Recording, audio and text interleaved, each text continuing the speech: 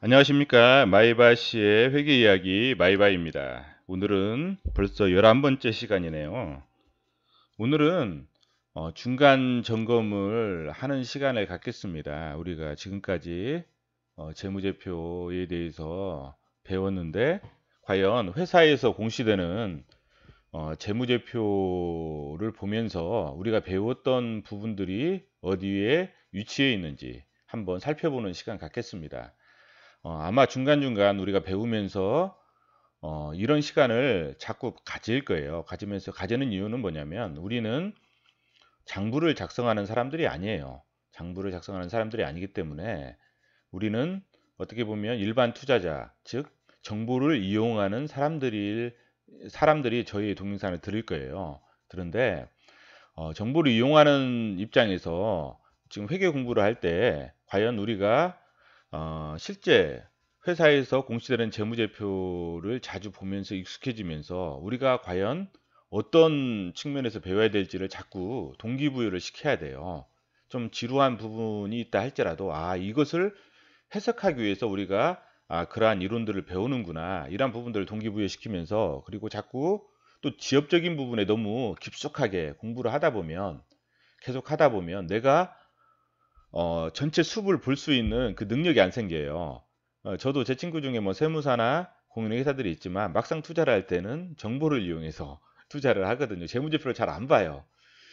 뭐냐면 우리가 작성하는 사람의 관점에서 보는 거하고 막상 정보를 이용하는 사람 관점에서 보는 거하고 이 재무제표는 180도 틀려질 수가 있어요. 그렇기 때문에 항상 정보를 이용하는 관점에서 이 재무적인 숫자들을 통해서 과연 우리가 이제 좀 통찰력을 키운다는 그런 목적으로 자꾸 보셔야 돼요. 보시고 익숙해지고 익숙해지는 게 제일 중요하거든요. 우선 그래서 중간중간 회사를 하나 선택을 해서 이미 회사입니다. 어떤 제가 이 회사가 좋다거나 이 회사에 투자합시오 그런 의미가 아니라 이미 회사를 선택해서 그냥 공부하는 거예요. 공부하고 우리가 자꾸 이제 그러한 시간들을 익숙해지는 시간들을 가질 거예요.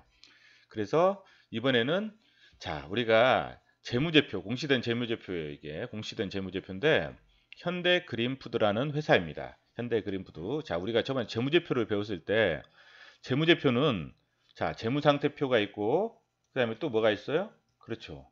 손익계산서가 있다고 했죠. 손익계산서가 있고 손익계산서는 한국채택 국제회계기준에서는 포괄이라는 단어가 붙는다고 했죠. 포괄 손익계산서.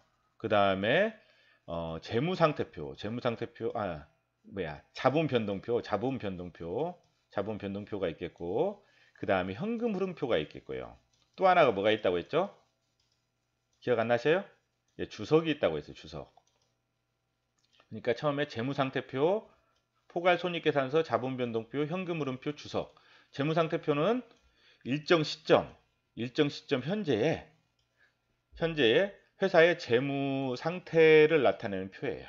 자, 우리가 옛날에 설명해 드릴 때는 첫 시간에 자, 이런 식으로 설명했잖아요. T 계정으로 해서 자산, 왼쪽은 자산, 오른쪽은 부채와 자본, 자본. 이런 식으로 설명을 해드렸어요. 그래서 왼쪽은 자산, 오른쪽은 부채와 자본. 왼쪽은 그래서 차변이라고 하고 그냥 말 그대로 관행적으로 붙이는 거예요. 오른쪽은 대변이라는 명칭을 썼어요. 약속이라고 했죠. 그래서 자 자산이 증가되는 항목은 어떻게 해요? 차변에다 넣으면 돼요. 부채가 나 자본이 증가한다. 그럼 대변에다 넣으면 돼요. 그럼 역으로 우리가 분기하는 뭐야, 사람이다. 그럼 역으로 생각하시면 자산이 감소한다. 그럼 대변에다 넣으면 돼요. 자산을. 부채가 감소한다. 대변에다 넣으면 돼요. 차변에다 역으로. 이렇게 분계는 이것만 이해하시면 간단해요. 간단하고 자 재무상태표 일정 시점에 재무상태를 나타내는 표라고 했죠. 자 그 우리가 저번 시간에 배웠을 자산은 유동자산과 비유동자산으로 나눈다고 했죠. 자, 유동자산은 뭐라고 했어요? 저번 시간에 배웠죠. 저번 시간 9번째 동영상. 자, 1년 이상 무형자산 할 때 배웠을 거예요. 1년 이상 1년 이내 1년 이내 현금화 가능한 거. 그다음에 단기 투자 목적. 그다음에 재고자산. 재고자산은 그 우리가 기말재고 같은 경우는 1년 이내에 안 팔리더라도 재고자산은 무조건 유동자산으로 간다고 했죠. 그리고 1년 이내에 현금화가 가능하고 그다음 단기 투자 목적 이런 자산들이 유동자산이에요. 자, 여기서 현금성 자산은 아직 안 배웠어요. 현금성 자산은 다음에 언급해 드릴게요. 자, 매출 채권에는 뭐가 있다고 했죠? 그렇죠. 외상 매출금하고 받으러움이 있다고 했죠. 받으러움. 자, 그다음 기타 채권은 바로 10번째 동영상에서 배웠죠. 뭐요? 미수금하고 미수수익. 미수수익이 있다고 했죠. 자, 미수금은 확정된 채권이라고 했어요. 확정된 채권. 미수수익은 아직 확정이 안 된 채권. 발생주의 그 회계를 통해서 수익으로는 인식하지만 확정이 안 된 채권들은 미수수익으로, 이것은 확정이 이미 된 채권들은 미수금으로. 한번 이해 안 되시는 분들은 10번째 동영상을 한번 살펴보시기 바랍니다. 그리고 매출채권은 외상매출금하고 받으러. 그래서 이러한 매출채권 및 기타 채권은 어떤 계정 과목이 또 파생된다고 했죠? 그렇죠. 대손, 삼각비하고 대손 충당금. 대손 삼각비는 손익계산서로 간다고 했죠. 손익계산서에 어디? 판매비와 관리비로 가고, 대손 충당금은 매출채권에서 차감하는 형식으로 해서 차감한다고 했죠. 차감. 매출채권의 차감. 매출채권이나 기타 채권의 차감. 그래서 우리는 여기서 순액으로 표시되고, 그리고 우리가 저번에 매출채권 공부할 때 대손상각비는 보통 우리가 현금이 나가지 않는 비용이잖아요. 현금이 나가지 않는 비용은 현금 물음표를 계산할 때 플러스를 시켜준다고 했잖아요.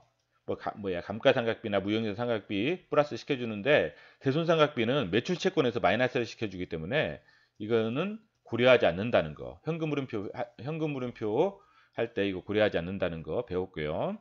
자, 그 다음에 기타 유동자산, 뭐 단기 금융자산, 유동금융자산 이렇게 있어요. 자, 재고자산 배웠죠? 재고자산은 배웠어요. 어떤 게 있죠? 자, 상품이 있겠고, 상품은 도소매에서 나타난다고 했죠. 도소매.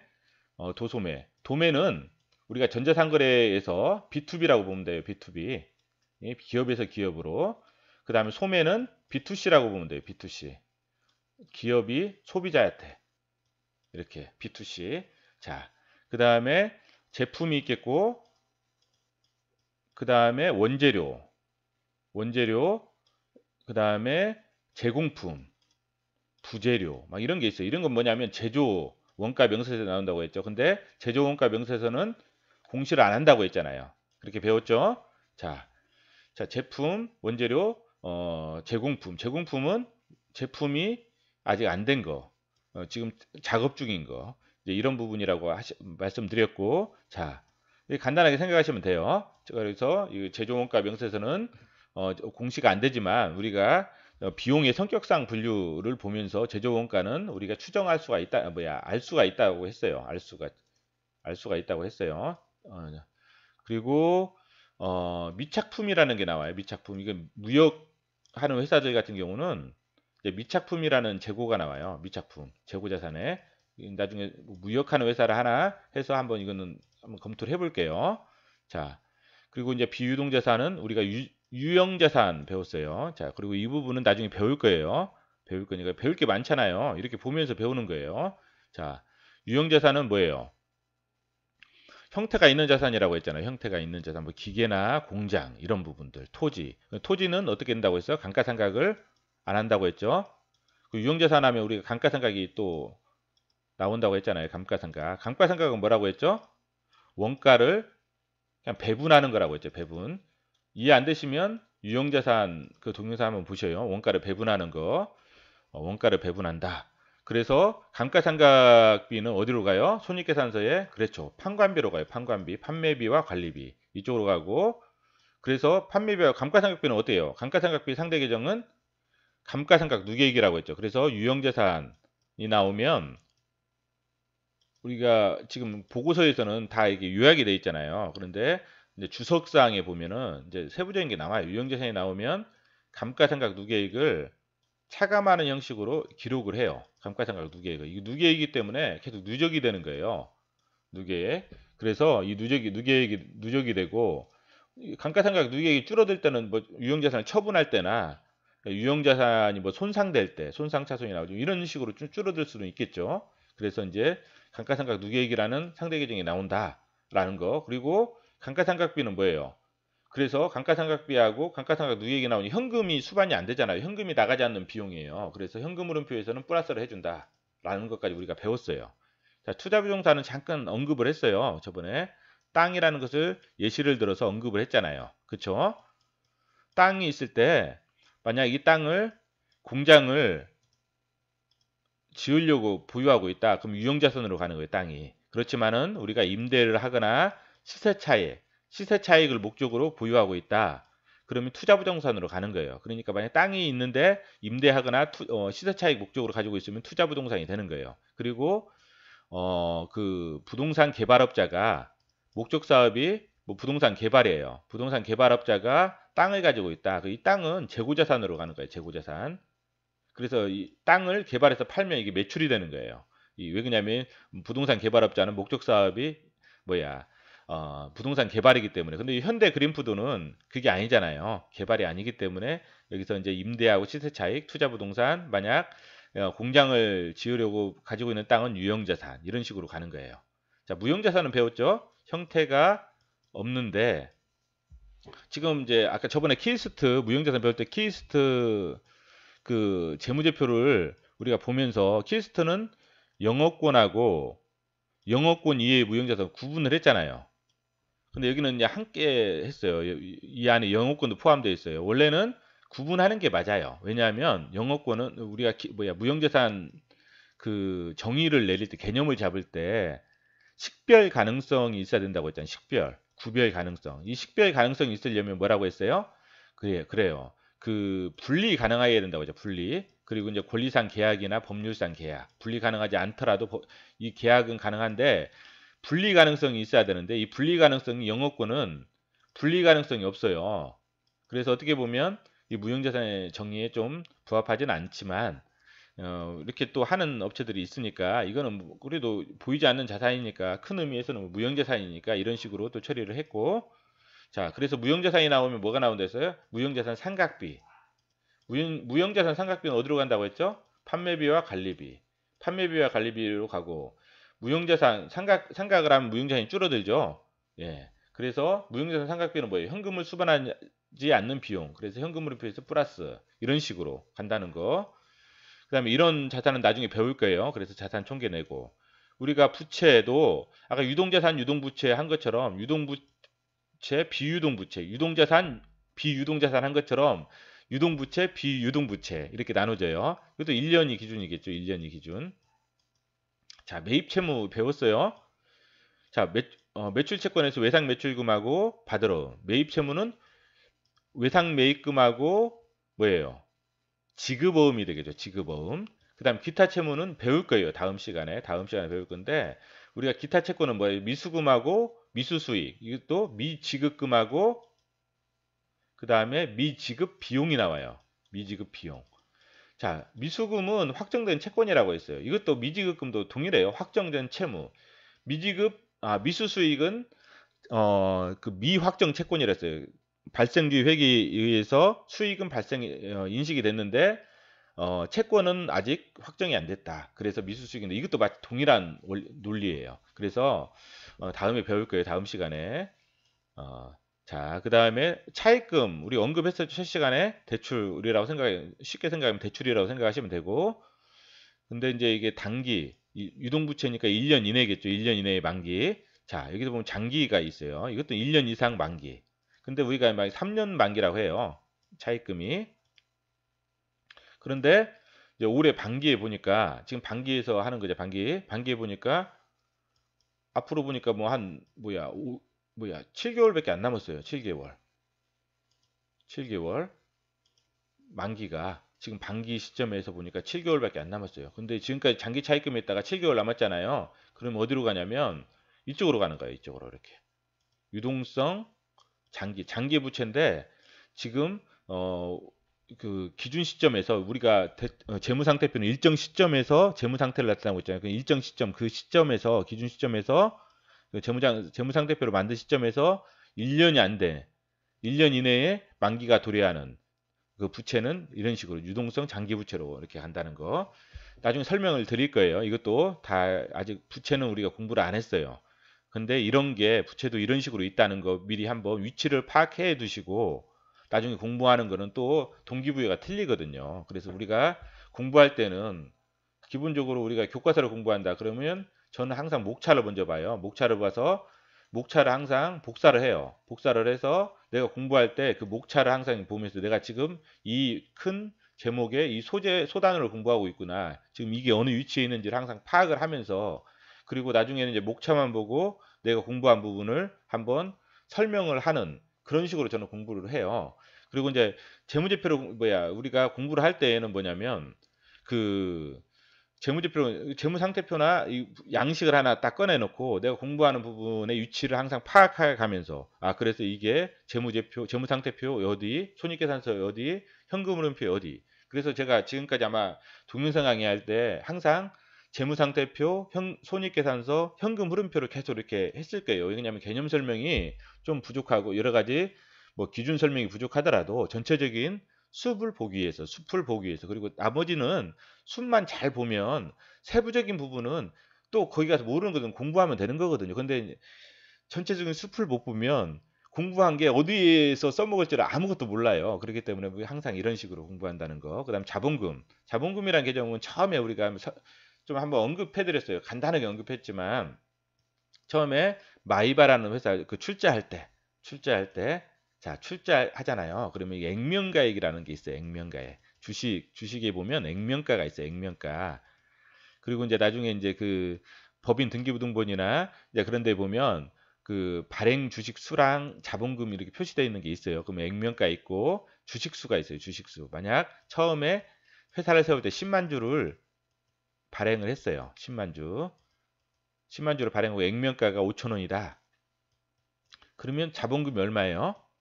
5억이에요. 5억. 그럼 자본금이 5억이 되는 거예요. 이렇게. 자, 그 다음에 자본금이 그 다음에는 발생이 못하냐? 할 수 있어요. 또 유상증자라는 걸 해요. 유상증자라는 게 뭐냐면 자본금을 증가시키는 거예요. 우리가 어떤 신사업을 하는데 뭐 현금이 부족하다. 그럼 대출을 받을 수도 있지만 유상증자를 통해서 아니면 막 적자가 많이 나가지고 또 증자를 통해서 현금이 필요할 때 대출을 받을 수도 있지만 대출이 안 될 수도 있잖아요. 한계가 있고 이럴 게. 또 뭐 다른 사업을 또 신사업 뭐 다른 회사를 인수를 하려고 하는데 돈이 부족할 때 유상증자를 하거든요. 그래서 유상증자도 이제 뭐 또 주주한테 균등하게 증자를 받느냐 아니면 제3자한테 그냥 삼자한테 받느냐에 따라서 또 틀려져요. 이제 그런 부분들이 있는 부분이고 그래서 이제 이런 유상증자도 나중에 공부할 거예요. 상당히 중요한 부분이니까. 그래서 이 증자 부분은 자 액면가가 5천 원이고 만약 6천 원에 증자를 했다고 해요. 몇 주를 만주만 했다고 해요. 만주. 그러면 그 유상증자가 6천만 원이잖아요. 6천만 원. 유상증자가 6천만 원. 자, 자본금이 6천만 원이 자본이 6천이 증가되는데 어떤 식으로 증가되냐? 자본금 이제 액면가액은 자본금이 돼요. 액면가액 5천만 원은 자본금으로 가고 그 다음에 5천 원과 6천 원 차이 금액 그 1,000원에 대한 만주는 그 1,000만 원이잖아요. 1천만 원. 이것은 자본잉여금으로 가요. 그래서 1천은 자본잉여금, 자본금이 5천 이런 식으로 간다는 거. 이익잉여금 뭐라고 해서 당기순이익 누적액이라고 했죠. 그 밖에 또 여러 가지 복잡한 사항이 있어요. 이런 부분들은 다음에 설명을 드릴게요. 지금은 그냥 이 정도 개념만 잡고 가셔도 큰 무리가 없어요. 나머지 부분은 설명해 드리고 자본총계라는 거. 그래서 자산은 항상 자산총계와 부채총계와 자본총계가 같다는 거. 이게 대차평균의 원리라는 거. 그리고 손익계산서는 일정 시점에 회사의 경영 상태를 나타낸다는 거. 그리고 매출액이 있잖아요. 매출액. 그리고 손익계산서는 뭐냐면 여기 재무상태표는 누적이 된다는 거예요. 개념. 이거 개념은 중요해요. 여러분들이 그냥 무심코 넘겨가겠지만 이게 중요한 개념이니까 그래서 좀 고정된 느낌이 강해요. 고정된 느낌. 좀 어떤 무게 있는. 그래서 보통 이제 재무 상태를 보고 투자하는 회사, 너무 좋아서 투자하는 회사들은 주가도 잘 안 가요. 그냥 무거워요. 상당히 주가가. 이 무게의 개념이 있어요. 그리고 손익계산서는 좀 플로우 개념이 있어요. 그래서 이익 변동이 좀 좋으면 막 이렇게 하다 그럼 주가도 되게 변동성이 심해요. 이 플로우 개념이기 때문에. 그래서 이런 거. 그리고 손익계산서의 또 하나의 그 하나는 뭐냐면 리셋이 된다는 거예요. 해마다 리셋. 누적이 안 되고 리셋. 그래서 만약 1년이잖아요. 1년. 1년 지나면 새롭게 만들어요. 다 리셋 시키고 다 지운 다음에 그래서 우리가 이제 보통 반기별로 지금 반기별로 이렇게 분기 보고서 분기별로 분기 보고서를 이렇게 사업 보고서를 제출하는데 이때는 누적이 나오는데 여기서 보면 이게 반기잖아요. 그럼 이 누적은 1월 1일에서 6월 30일에 누적이지 전년도치까지 누적이 아니라는 거. 이 누적도 1월 1일에서 전년도 1월 1일에서 6월 30일이에요. 12월 31일까지 누적이 되지만 그 다음 해까지 넘어가면 없어진다는 거. 이제 그 전년도 누적보다 어떻게 돼요? 반기보다 매출이 증가했죠. 그리고 이익도 증가하고 그 다음에 영업이익도 증가하고 자 우리가 항상 나중에 이제 이거 손익계산서 어느 정도 배웠으니까 그래도 이제 기본적인 개념은 알잖아요. 그 큰 요약된 것들만 이렇게 보고 세부적으로 우리가 분석을 못 하더라도 큰 그림은 그릴 수가 있다는 거예요. 10년치 재무제표를 한번 보셔요. 10년치 재무제표를 봐서 매출하고 매출 총이익 영업이익만 따로 다 뽑으셔요. 데이터를 뽑으셔가지고 한 회사를 분석할 때 10년치를 그래서 좀 PPT 파일로 그 그래프를 한번 만들어 보셔요. 10년치 매출 뭐 이렇게 증가 추세, 매출 총이익, 그 다음에 영업이익, 그리고 이익률을 항상 이익률의 그래프도 만들어 보셔요. 이익률은 쉽잖아요. 매출 총이익을 매출액으로 나누면 이익률이 돼요. 영업이익을 매출액으로 나누면 영업이익률이 되고 그래서 이익률의 변화도 한번 이렇게 쭉 보시고 그러면 내가 뭔지는 모르지만은 큰 그림을 그릴 수 있어요. 항상 큰 그림을 보고 회사를 접근하셔야 돼요. 보고 그다음에 세부적인 내용들 뭐 여러 가지 그래야 장기적인 방향성을 알 수 있거든요. 자, 우리 판매비와 관리비에서 배웠던 게 뭐였었죠? 그렇죠. 대손삼각비, 그다음에 감가상각비, 그다음 무형자산 삼각비. 대손삼각비 현금 흐름에 반영이 안 되고 감가상각비가 무형자산은 플러스 된다는 거.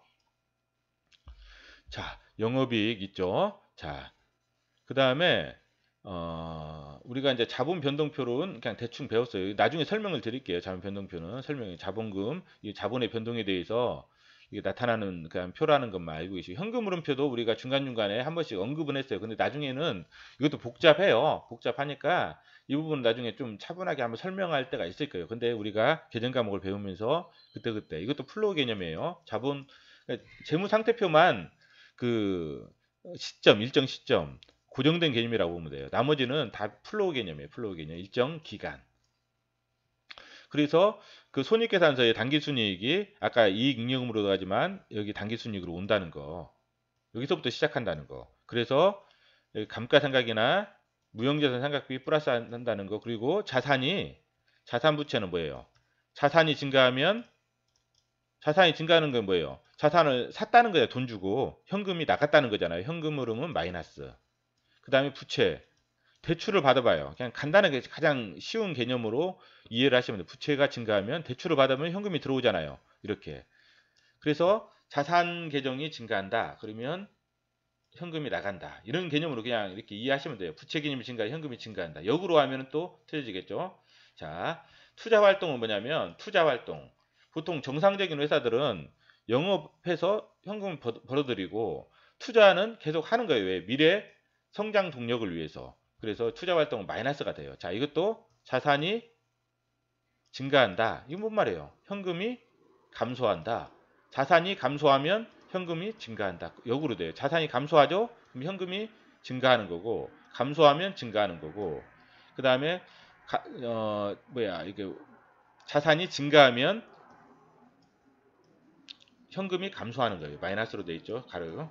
이런 식으로 이해하시면 돼요. 무형자산 취득 감소, 관계기업 투자 취득 감소. 이게 뭔 말인지 모르더라도 이건 처분 이렇게 자 취득 감소 이런 부분들 검수해 주시고 그 다음에 재무는 아까 말씀드렸죠. 저번에 차입금하고 어떤 그 배당, 그 다음에 자본, 혹시 자본이 증가되면 이런 유상증자라든지 이런 게 재무활동이라고 보시면 돼요. 그냥 간단하게 이런 식으로 좀 파악하시고, 우리가 주석사항도 재무제표라고 했어요. 주석사항도. 그래서 우리가 저번에 주석사항도 한번 좀 익숙해지기 위해서 이렇게 보는데, 앞에 쭉 읽어보시고 꼼꼼하게. 그러면 정말 모르는 단어들이 많을 거예요. 아마 이해 안 되시고 모르는 단어들이 엄청 많을 거예요. 그러면 이 부분들을 다 공부할 수는 없잖아요. 공부할 수는 없고, 그래도 이제 해 나가면서 아마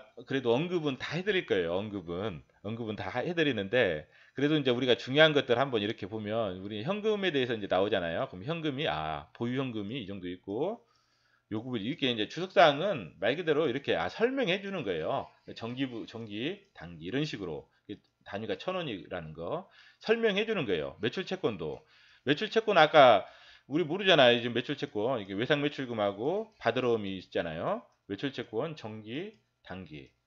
자, 그러면 이만큼 변동이 된 그 변동 금액만큼 좀 플러스 됐잖아요. 플러스 된 금액만큼 현금 흐름은 마이너스가 된다는 거. 그 다음에 또 기타 채권은 미수금, 미수수익. 저번 시간에 배웠던 거. 그리고 매출 채권에는 뭐예요? 기타 채권은 대손 충당금을 설정한다는 거. 그래서 매출 채권 및 기타 채권 손실 충당금. 이게 손실 충당금이라고 했는데, 우리가 대손 충당금이 똑같은 말이에요. 똑같은 말. 그래서 손실충당금이 매출채권에는 이만큼 설정되어 있고 이렇게 설정되어 있다는 거. 그래서 여기서 매출채권 미수금, 미수수익이 이만큼 이렇게 줄어들었다는 거. 이렇게 줄어든 거예요. 가로는. 전기에는 이렇게 했다는 거고. 그리고 손실충당금 변동 내역. 손실충당금은 대손충당금 뭐 기초금액이 이게 전기 말이죠. 이게 이제 기초금액으로 오고, 그 다음에 우리가 이제 제각은 저번에 말씀드렸죠. 대손충당금은 우리가 현금이 나가지 않아요.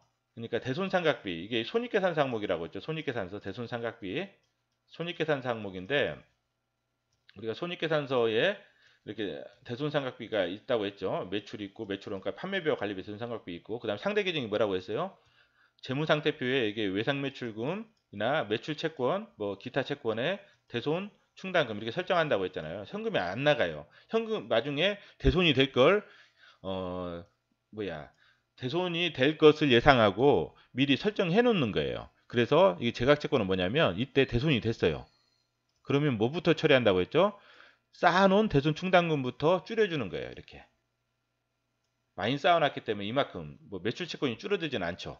대손 충당금부터 줄어들기 때문에 매출 채권도 줄어들어요. 대손 충당금에서 줄어들고 매출 채권도 그만큼 줄어들어요. 왜? 그냥 못 받는 돈이기 때문에. 대신에 뭐가 안 돼요? 대손 상각비가 발생이 안 해요. 대손 상각비가 발생하면 이익이 줄어들잖아요. 그러니까 미리 대손 상각비를 설정을 해서 이익의 안정성을 높이는 거죠. 이런 것들은. 자, 손상차손. 이것도 손상 검사를 해서 재고 자산이 뭔가 좀 이렇게 창고에 쌀 때 뭔가 좀 부서지고 좀 안 좋아서 손상 검사를 했더니만 이만큼이 차감을 시키는 거죠. 여러 가지 이런 부분들. 그냥 나중에 이런 부분들은 좀 더 검토할 거예요. 그리고 재고자산. 이건 매출 채권이에요. 매출 채권. 손상. 손상. 재고자산도 마찬가지고, 손상검사는 모든 그 자산들이 거의 많이 한다는 거예요. 자, 아까 재고자산 상품, 제품, 제공품, 원재료, 부재료, 미착품, 뭐 무역 뭐 이런 것도 있다는 거. 기타 재고. 상품은 도소매. 이것은 제조. 뭐 제조도 있고 막 그런 부분들. 그래서 푸드, 이런 부분들이 있다는 거. 그다음에 재고도 이렇게 평가를 해서 이렇게 검사를 해서 이렇게 줄여준 거고. 자, 이런 식으로 있다는 것만 알고 계시면 될 것 같아요. 기타 자산, 이런 자산들이 배울 거예요. 이런 부분들. 유형자산 배웠죠? 자, 취득액이 있고, 그 다음에 우리가 감가상각은 했죠? 자, 이만큼 감가상각. 이건 누계액이에요. 감가상각 누계액. 누계액인데 올해 한 것을 감가상각비를 알려면 여기서 이걸 빼면 되죠. 자, 그 다음에 손상차손. 그 다음에 여기 또 알 수 있는 방법, 현금흐름표 가보면 아는데 요약으로 되어 있죠. 그러면 나중에 밑에 주석사항에 보면 현금흐름표에 감가상각비 플러스된 게 있으면 그거 보고 감가상각비를 알 수 있어요. 아니면 이걸 빼도 되고. 이런 부분들을 검토를 해요. 근데 이거 완전하게 일치하지는 않아요. 왜냐하면 여기서 감가상각비 중에서 뭐 이런 부분들이 포함되어 있고 또 상계 감가상각 뭐 혹시 처분된 게 있으면 누계한 것을 또 같이 빼주거든요. 이런 부분들이 있기 때문에 좀 복잡해요. 이것도 그렇지만 그런 개념이다라는 것만 좀 알고 계시면 돼요. 손상 검사에서 이렇게 한다는 거. 그리고 투자부동산은 아까 설명했고 대략적으로 무형자산 이런 게 있다는 거. 그냥 이런 식으로만 익숙해지기만 하시면 돼요. 나중에는 상각 있다는 거, 손상 항상 검사한다는 거. 자, 손상 검사는 영업권에 대한 손상 차손. 자, 손상 검사는 영업권은 내용 연수가 비한정이라고 했죠. 그래서 손상 차손 이렇게 검사한다는 거. 그 다음에 이런 부분들 이렇게 있다는 거. 자, 금융자산도 있고, 그 다음에 뭐 여러 가지 복잡하잖아요. 차입금, 그 다음에 매입채무, 매입채무, 뭐가 있다고 해서 외상매입금하고 지급어음, 미지급금, 미지급비용, 다음에 배울 거고, 차입금, 단기차입금, 유동성 장기부채, 아까 설명해드렸죠? 그 다음에 차입금이 어디서 차입했는지, 이런 내용들이 나오는 거, 그 다음에 기타 부채에 보면 선수 수익이 있고 선수금이 있어요. 우리가 이제 선수금 같은 경우 다음에 이제 배울 건데 이거는 부채지만은 어떻게 보면 좀 좋은 부채라고 보시면 돼요. 우리가 이제 뭐 매출을 할 때 미리 선수금을 받잖아요. 선수금이 부채거든요. 선수금을 받는데 이건 부채예요. 선수금을 미리 받고 자 그러면 선수금을 받았어요. 그러면 어떻게 돼요? 뭐 통장에 돈이 늘어났겠죠. 조금 자산의 통장 보통 예금 이런 식으로 되겠죠. 부채, 선수금. 부채는 이쪽에 한다고 했죠. 자산 이거 보통 예금, 선수금. 근데 이제 이 선수금은 나중에 이제 이게 딱 그래서 우리가 이제 매출을 했어요. 이 선수금을 받고 이제 물건을 만들어서 팔았어요. 그럼 어떻게 돼요? 선수금이 없어지고 그만큼 뭐가 돼요? 매출로 되죠. 매출. 그래서 이러한 선수금은 좀 매출로 가는 부분이 있어요. 자, 이거는 다음에 설명해 드릴 거예요. 자, 우리가 이거를 어, 좀 알기 위해서 보면, 저번에 기사 난 것 중에서 제가 한번 기사를 보는데, 오스템 임플란트 수익 인시, 이렇게 보면, 이제 이 기사가 있더라고요. 보니까, 이 기사가. 오스템 임플란트 1위, 임플란트 업계 1위 오스템 임플란트가 시가총액인데 덴티움보다 적은 이유. 이런 식으로 보니까 여기서 오스타 임플란트는 장기 공급 계약을 덴티움은 장기 공급 계약에 따른 선수금을 한꺼번에 매출로 잡지만 오스타 임플란트 선수금을 매출로 바로 인식하지 않고 제품 출고 시점 매출로 잡는다. 이런 식으로 나왔거든요. 그래서 오스타 임플란트 관계자는 덴티움 회계 처리 방식은 매출과 이익률 상대로 높이는 효과가 있다. 자, 이 말은 뭔 말이냐면 자, 우리가 공급 계약을 맺었어요. 그래서 오스타 임플란트는 아마 돈을 받으면 선수금을 처리하고 한 뭐 100억이다. 100억을 선수금을 처리하고 미리 부채로 잡는 거죠. 부채로 잡고 뭐 통장에 뭐 그 정도 있겠죠. 그럼 보통 예금 100억. 대신에 이제 물건을 이렇게 매출을 하면 이제 인도하면 이제 매출로 잡는 거죠. 매출 그때 이제 100억. 매출 100억. 근데 덴티움은 이제 계약을 하고 계약을 하고 인도하기로 계약을 하고 통장으로 돈이 들어오는 순간 매출로 잡아버린다는 거죠.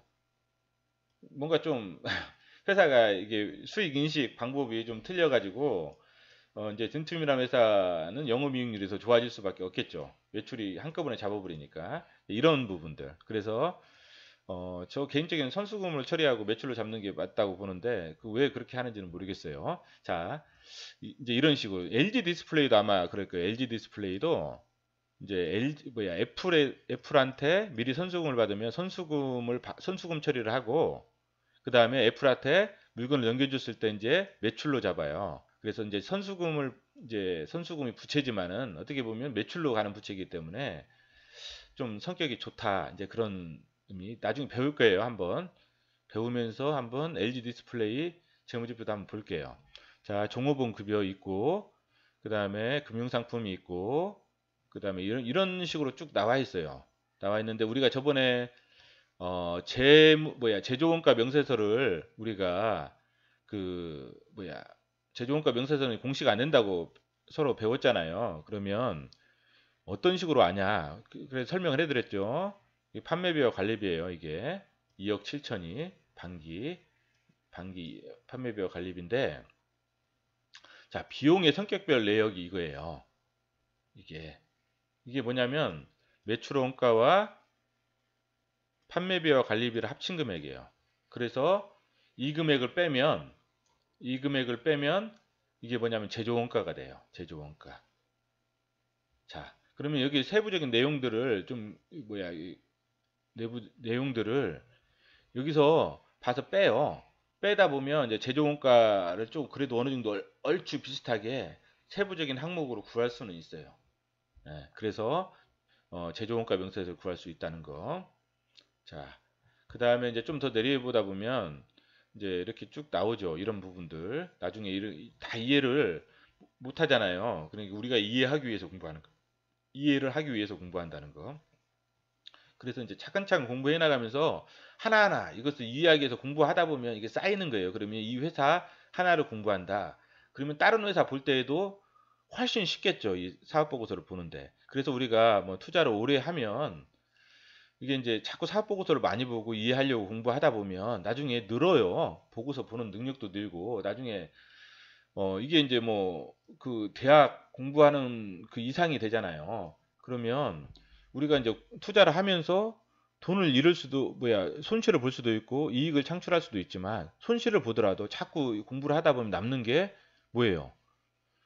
대학 그 과정에 공부 이상을 할 수 있다는 거예요. 그렇기 때문에 이거라도 남는 거예요.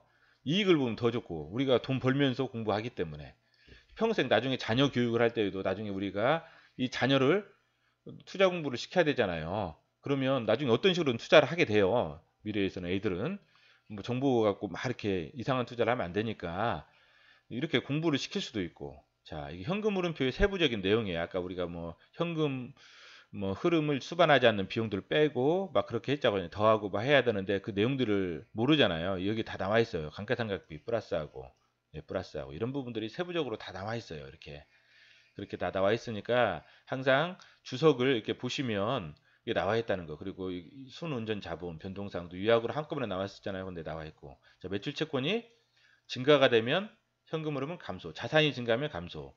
자산이 증가하면 감소. 감소했기 때문에 증가가 되고. 이런 식으로 이제 보신다는 거 이렇게 했죠. 자, 오늘은 중간 점검하는 시간입니다. 어떤 뭐 우리가 재무 비율을 분석한다든지 그런 것은 다음에 어느 정도 우리가 지금 아직 기억하고 있는데 벌써 날아갈 수는 없잖아요. 그렇기 때문에 다음에 하고 대신에 우리가 중간 점검을 자주 할 거예요. 그래서 여러 회사의 재무제표를 한번 이렇게 좀 눈도장을 찍지만 자주 볼 거예요. 자주 보면서 그 다음에 이제 우리가 또 모르는 계정 과목들을 한 번씩 이렇게 또 보면서 그래서 한 몇 강의 또 모르는 계정 과목들 공부하고 그 다음에 또 중간 점검하고 그래서 계속 반복적으로 똑같은 말을 계속 반복적으로 설명을 할 거예요. 그러다 보면은 이제 계속 듣다 보면 아마 여러분들도 좀 많이 익숙해질 거예요. 사업 보고서. 그리고 나중에 지금 인터넷으로 이렇게 하니까 좀 저도 설명하는 저도 좀 힘들어요. 그런데 이제 보통은 이걸 인터넷 출력을 해가지고 저도 출력을 해서 밑줄 쳐가면서 하나하나 보거든요. 밑줄 치고 그 다음에 가급적이면 한 회사는 10년치를 공부하시는 게 좋아요. 10년치를 하고 기본적인 데이터라도 매출하고 매출 총이익, 영업이익, 당기순이익 정도 데이터는 10년치를 다 기록을 해서 좀 그래프나 어떤 그런 표를 만들어 놓는 게 좋아요. 그러면 전체적인 흐름 자체를 알 수가 있어요. 그래서 이제 그렇게 하시면 될 것 같아요. 자, 오늘은 이상입니다.